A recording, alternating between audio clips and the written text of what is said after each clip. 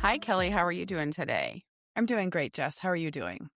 I'm good. I just got back from AFA Nationals in St. George, Utah. We were gone for a week for Gabby's softball. They got second place, and we all, the parents, were like, we didn't want first place because we played an undefeated team. And so if we would have beat them, it's one of those things you have to play them again right after.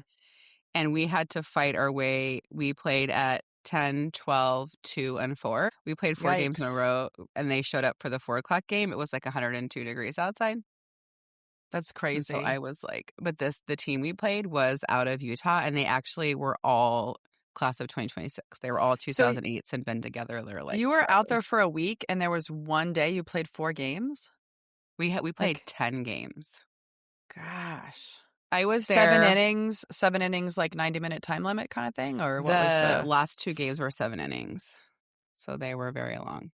What was it before that? Are there normal rules with girls softball? Is it different? Every softball tournament's different, but softball's really short, so they were hour 30. Finish the inning. So softball has, which I haven't ever. Someone said baseball did it. I've never played baseball. Drop dead. Have you ever played drop dead? I don't know what that means. Maybe. I don't know When what the that time means, goes though. out, it's drop. The game ends right there, and you revert to the previous inning. Yeah. So, like, if you were on a rally and scored 7 runs, it doesn't matter. It's drop dead. Like, it just ends right then at the time. And so softball, we play a lot of like hour 15 drop dead, and baseball's very long, right? Baseball's like We were at a 500 tournament. hours. Well, the boys, or Wes was at a tournament this weekend, and it in Chicago, it's super competitive, and it's like these huge tournaments. Like there were 21 teams in his pool, and it's a huge tournament, and that there are locations for games in like Kentucky and Illinois, and there's multiple pools. So there were like 3 Yeah. pools for his age, 4 of 21 teams. But anyway, every single location was different. We were driving all over the city, and the one location told us like we were in the top of the 6th, and they were like 90-minute limit on this field. Sorry, we have to end the game after this inning. What? That was it. We didn't even get a chance to bat. Wow. So that was annoying. And they spent, by the way, a good 15, 20 minutes between games raking the dirt, watering the grass. I was like, that's crazy. So No, that is crazy. I love St. George. Like, it's very beautiful. And we're at this place called the Canyons Complex, but we were at multiple fields. But we were so annoyed because we had been at the same field all day for the 10 o'clock game, the 12 o'clock game, the 2 o'clock game. And then they were like, oh, you need to move to the other fields. Well, we were all shaded, and the other team got the field in the shade. So we were just facing the sun that last game. And we had been playing like 4 or 5 games. I thought that was like really messed up, so they came in cool and air conditioned, and then we had to face the sun at the end of the day. Tough. It is tough when the cards are stacked against you in that way. But Gabby hit a home run. So did Wes. We were. That's awesome. What was it gonna say? We were starting to come back. It was the top of the 7th. They were home team. And so, like, so many girls had hit a home run. And so I was, like, excited that Gabby got her home run. And we came back and we lost by 2. That's exciting. So, anyway. It just is such a good so Wes played confidence this weekend. builder. He got a home run. That's awesome. Yeah, he did. And he was the only one on his team. And actually the only one that there was maybe one other one we saw the whole weekend. But it was good for him to have the confidence because he's on a new team this year. And so I think, he kind of was like, I thought I played pretty well this weekend. Because I told Brian, like, I ended up having to spend most of the time with Wes. Brian had other stuff going on. And I'm just so annoyed because I think he's so great at baseball, and yet he's sort of losing interest in it for, I'm going to say, no good reason. I don't get it. He plays great. He has a great team. He has friends on the team that he's playing on right now. He has a fantastic coach, but he's thinking about hanging up the cleats? And so I know he's approaching, maybe this can be our foray into that. One of the things I want to talk about. I know he's approaching, obviously, he doesn't want to play in college. Fine. Even though I told him we were driving by a couple of colleges over the weekend, I was like, you could play there. You could play there. But he thinks he's just going to get a job. And, I haven't said this to him, but Jesse, I think the reason we never got, I believe that I think our parents might have told us if we didn't play sports, we have to get a job.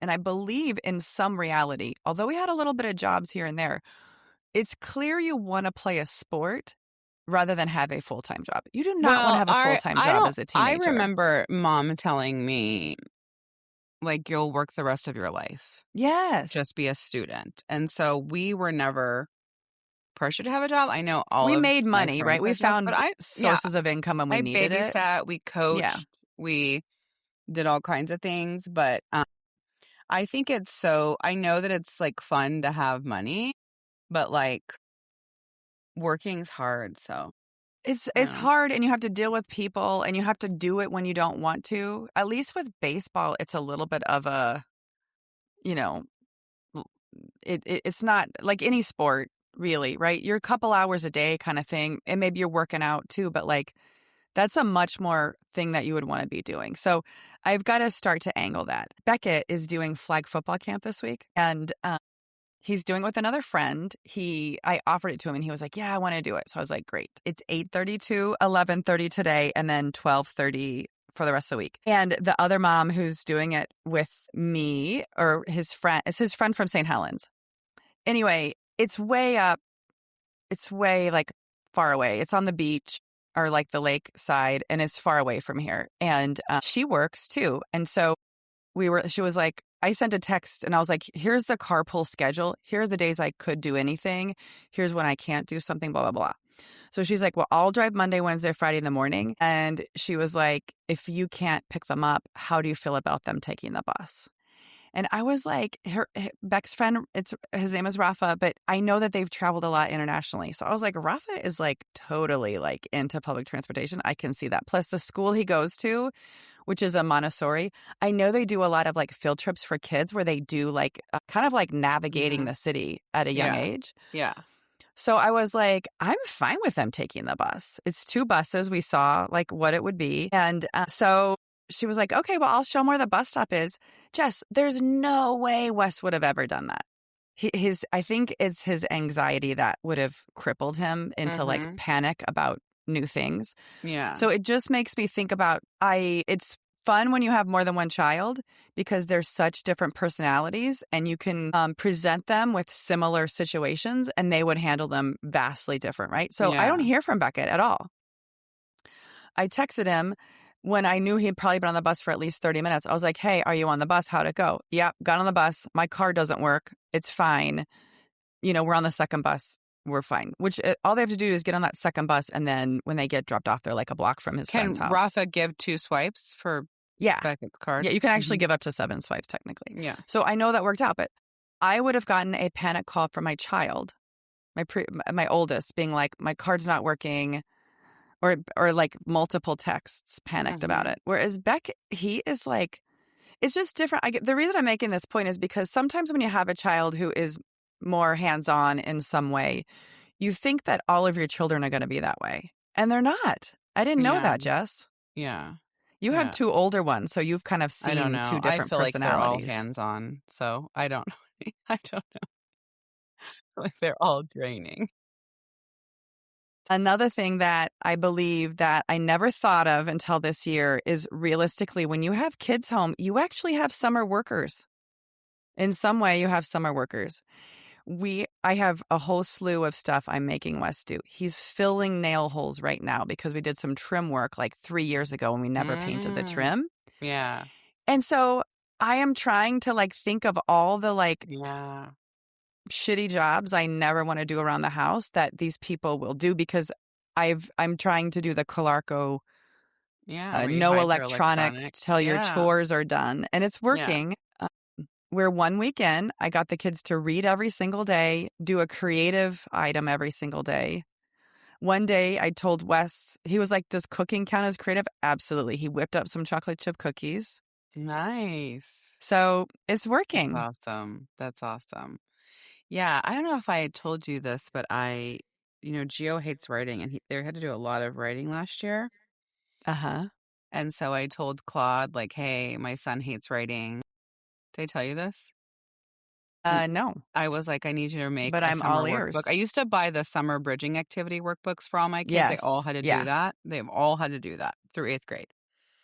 But I was like, I really just want to work on what Gio needs to work on. So I told Claude, hey, he hates writing. This is how they write in their school. I need transition words. I need this.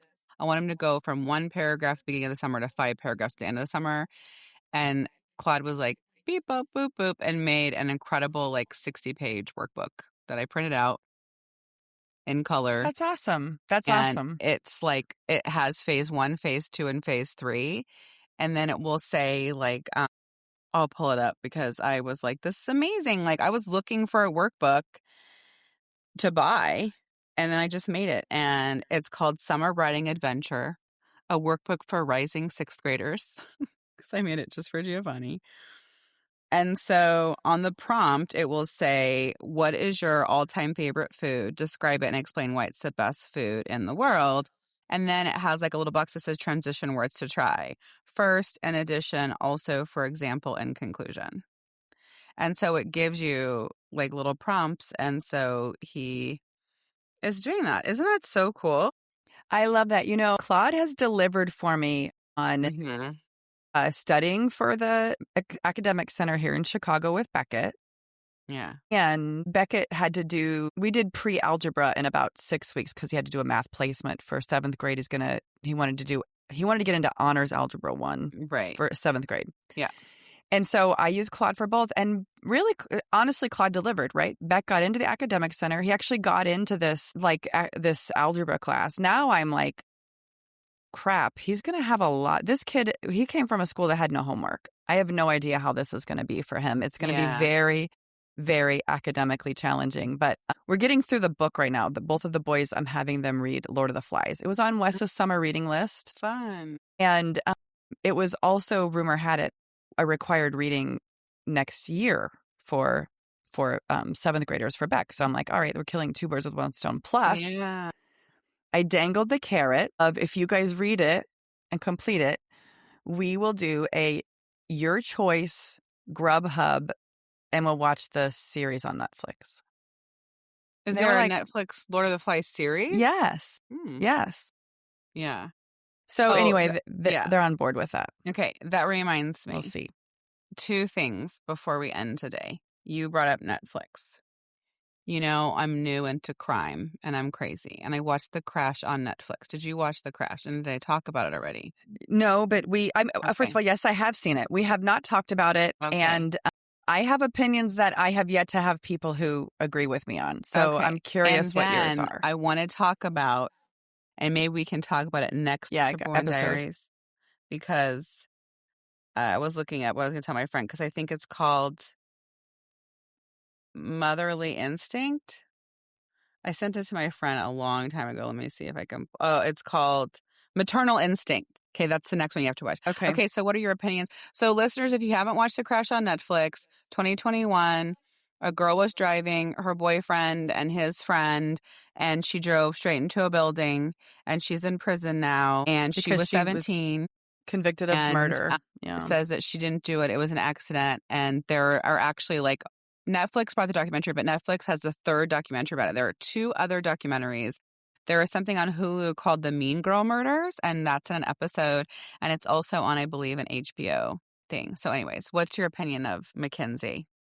So I agree that the parents there was not a lot of parenting happening. No. The girl was a mean girl, and they always were they're the type of parents that if she did something wrong, they blamed the other people. It was never their girl's fault. In trouble at school for bullying, and they were like, oh, she's just misunderstood. Yeah, well then it was like hee. The one where the teacher said she grabbed the teacher and the teacher suspended her, and the dad went into the principal's office and they're sat in the meeting, and he's like, I looked at my daughter and I said, did you do it? And she said no, and he's like, I know when my daughter's lying. So we just got up and walked out of there. And I was like, really? Yeah. Seriously? And also after the Netflix special aired, the dad is a teacher at a conservative Catholic school, and it was on leave because during the documentary they were showing her smoking a lot of marijuana, driving and smoking, eating mushrooms, all kinds of videos. And the dad was like, I knew she smoked. I don't care that she smoked. Smoking's great. I smoke. And he's a teacher at Holy Mary of the Mother Rose school. So personally, I felt that the prosecutor whether it was district attorney or what, was looking to, basically convict a skinny, pretty girl who's big into social media. I think they were out to get her from the beginning. I think that teens do stupid things. I think that she went at excessive speed, and they said she didn't stop it. I don't think is 5 o'clock in the morning. They had been drinking and smoking the She night had not away. been drinking. They did blood Oh, sorry. She had been toxicology. drinking, but she had been smoking. Mm-hmm. And I think she didn't realize that road came to a T, and I think she was unable to respond quickly enough, if at all she Can I saw tell you it. something? Yeah. Okay. On the Mean Girl murders, what they didn't show on the crash on the Mean Girl murders, she had gone on that road and drove it 3 times. Wait, it's the same one? It's the same series? Oh, so you've No. really... I mean, not the same Yeah. series, but the same person, the same story. So all these people, once they get your algorithm on TikTok, they're like, if you watch The Crash, you have to go watch episode 13 of the Mean Girl murders. Oh, and so then you they have to talked... go and Okay. watch this. And Okay, they I'm said going to the do Mean that. Girl murders gives you more. And the Mean Girl murders showed more of the court case. And Kelly, her phone showed that she drove that road 3 times 2 weeks prior. She had gone up and down that road, and it's a commercial area, a warehouse area. There's no reason why she should be driving it. It's like she practiced that drive. Second, I don't know which documentary it was on. He called his mom. She's driving crazy. Mom, she's driving crazy, and she won't pull over. Previously, yes. Okay. Also, I disagree with you. She was 17. So I think it should feel be like like she was a manslaughter or child. something. I mean, she did something wrong. She was a child. I do think she's unwell. I think she's very unwell. I think she shows sociopathic, crazy tendencies. I think she was aggressive and abusive toward her boyfriend. And I loved, who was the other kid that murdered? Not Dominic, but was it Davion.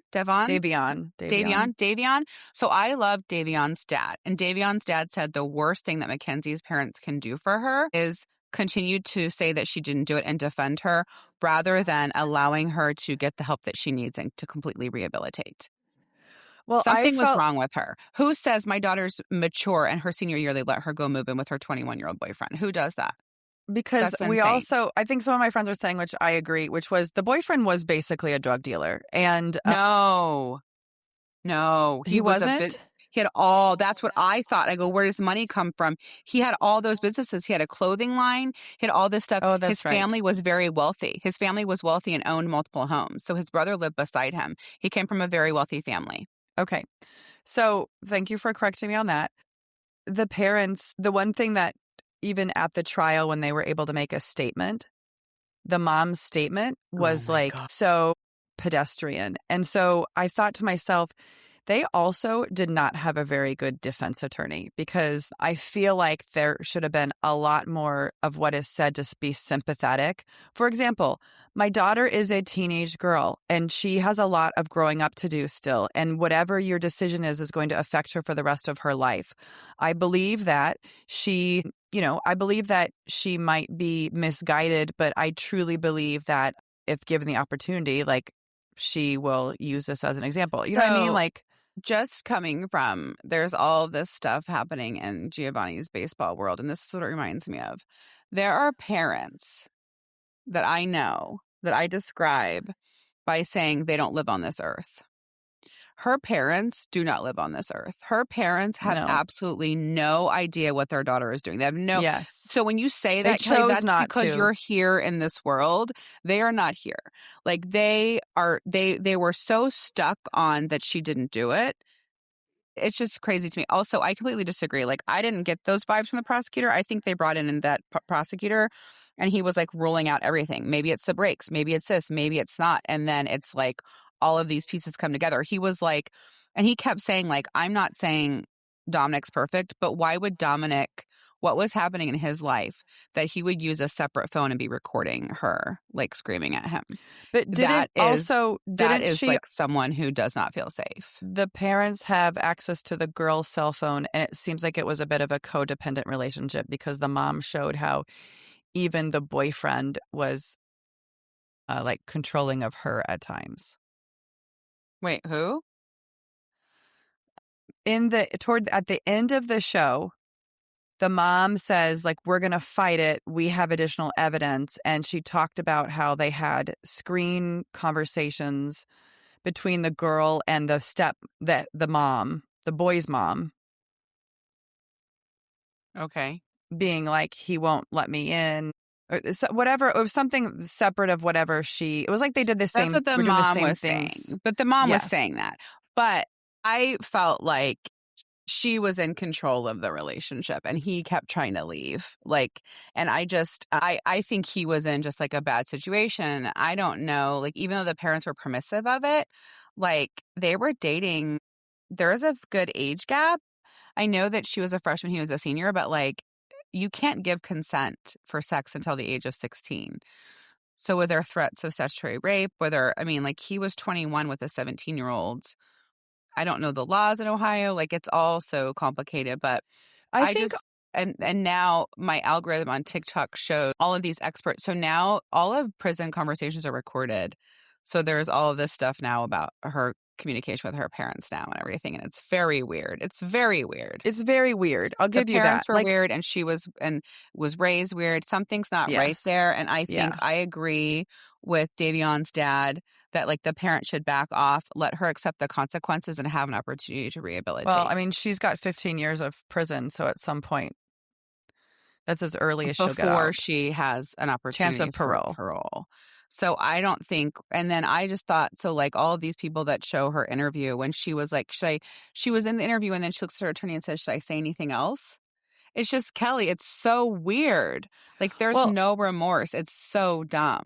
I also though felt weird where like they never had her one best friend who the one prosecutor was trying to talk to, and she never, like, they all iced him out in a way that they were ever not really able to say their side of the story very early on in a way that I felt like could have been beneficial to them. So I guess I Everyone didn't, thinks that Rosie went to the scene to remove something.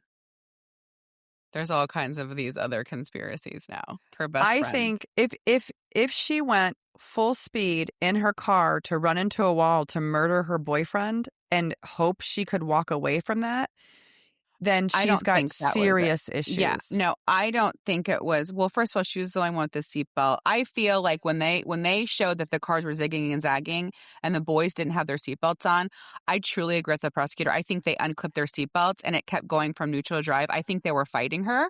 Yeah, I agree with you on that. And Yes. I think when you say, I don't think that's a clear thought, even though when you can say it's calculated because she drove around, like she's unwell and there's not a thought as to the Well, consequence. then Maybe she wanted to die too. I don't think she necessarily wanted to survive. where was It's the like if, defense attorney you know, saying, like, where was the defense attorney saying that she was mentally ill and like right. they didn't do No. anything? Same. And so that makes me want to go to the show Maternal Instinct. I'm not going to tell you Okay. what happened, but I'm going to tell you there is a woman who was in Oklahoma, young woman, met this guy, said she was pregnant, I see that's the faked the description of it. entire Yes. pregnancy.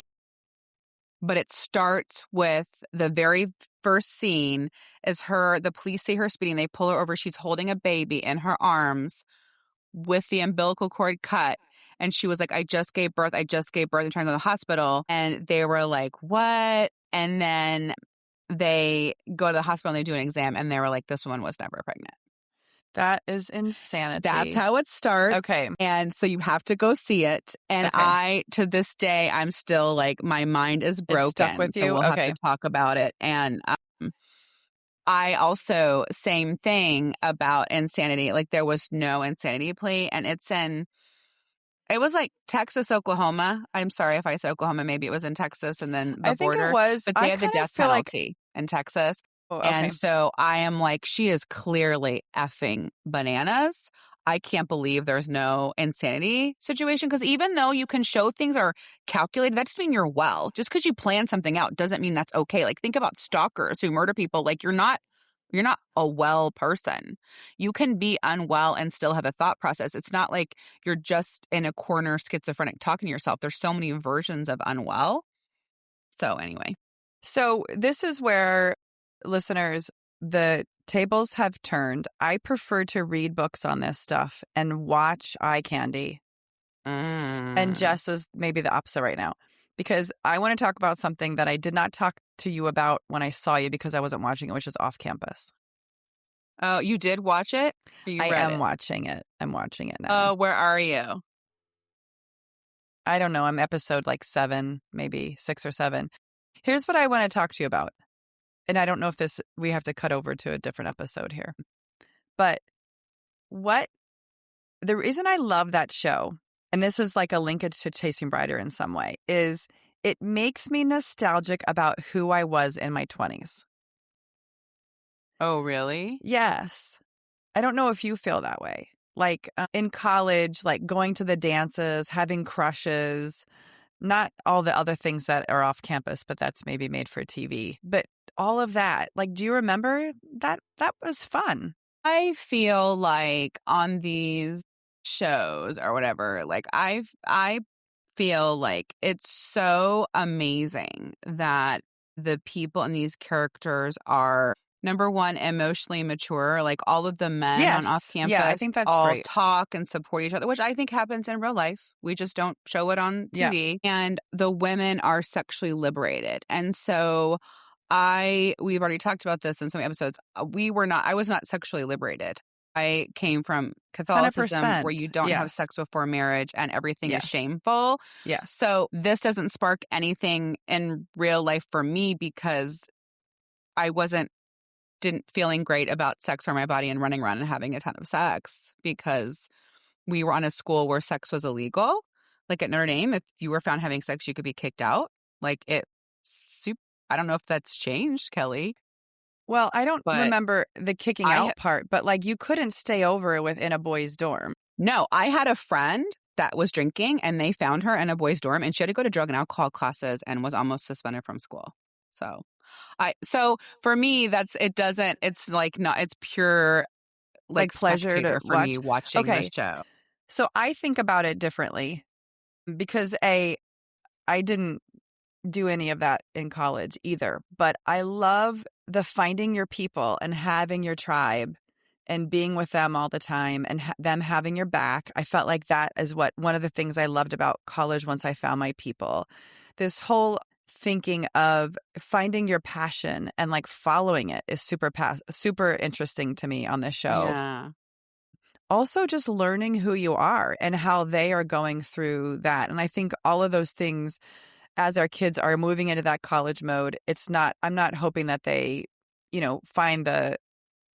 find a partner and hook up a bunch or whatever that is. I'm not thinking about that. I'm thinking more about the social part, which I thought is really makes me very nostalgic about college, And it's funny because I read the books and I'm so crazy. And, I like to compare the books to the show. The whole time I was just like focused on everything that they did wrong. I absolutely love who they cast for Hannah. I love who they cast perfect. for Garrett. And I love their chemistry and I love that story. Yeah. And I absolutely love who they cast for Allie and Dean. Those were perfect. They did. So we'll have to see I the agree. other people coupling up. And it's interesting, but there were just some things. So I was watching it a little bit differently, and I could see that if someone didn't read the books and watch it, how you would totally love it. But I do love them together. The other thing that, because our kids are starting college, is the campus and the images. I looked that up. It's like University of British Columbia in Vancouver or something is Oh, like mostly where so it's like on, because some of it I was like, is that all fake? Is it real? But yeah, it's on set at a university. Yeah. Which was it's pretty. It's neat. Yes. So. Yes. I don't know. I must have blocked out college, but you're right. I mean, that's what we both took Remember a while like to find our people. SYRs and formals and like hanging out with your friends and going to parties. And it's not about like, it was just the funness about it that even the silly jokes, or the innocent, like at Thanksgiving on the show where they take the turkey and they like play hockey with it. Like all this stupid, silly, fun things that you do in college that are harmless, to everything and everyone. Totally. Yeah. We went sledding on the dining hall trays. Yeah, exactly. We did like the regatta. Remember the regatta where you had whatever dorm you built a boat and you had to like make it across the Yes. lake? Did you do it? I don't know if I did. I didn't do it, but I helped build a lake. I was like the support team. Yeah. Anyway, fun times. I know. Well, hopefully you guys are all having a good summer. Hopefully you're reading and watching delightful things like Kelly and I are. I read. Or brush up on your true crime. I read The Bollywood Bride, which I'm not sure. It was good, but you might like it, Kelly, when we talk about a slow burn romance. But I was like, it was heavy, and I was like, but I love I love that author because I love reading about all of the Indian culture and Indian food, and now I want to go. Oh, that's cool. Yeah. Make all of these things. But anyway, so I hope you guys are all enjoying your summer and have a great day.